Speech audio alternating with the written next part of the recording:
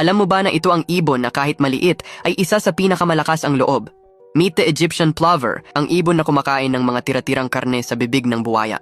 At ang buwayang nagiging kapartner nila ay hindi basta buwaya dahil ito ay ang Nile crocodile na kinatatakutan ng marami.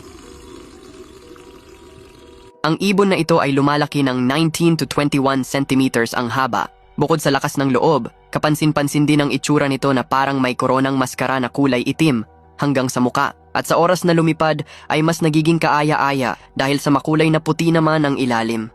At dahil nga sila ay matatagpuan sa sub-Saharan desert, kakaibang mangitlog ang mga ibon na ito. Sa halip kasi na palagi niyang nililimliman, ay may kakaiba silang paraan matapos mangitlog. Sa buhangin ay nilulubog nila ang mga itlog at tatakpan ng lupa na para mas lumamig pa ay lalagyan ng tubig. Tinawag nga rin ng ilang researcher na ito raw ay crocodile bird. Matapos kasing kumain ng buwaya, ay ibubuka nila ang kanilang bibig, paraan upang umayos muli ang temperatura ng katawan nila. Kaya naman ayon sa mga researcher, ay buwis buhay sila para makakuha ng karne sa bibig nito.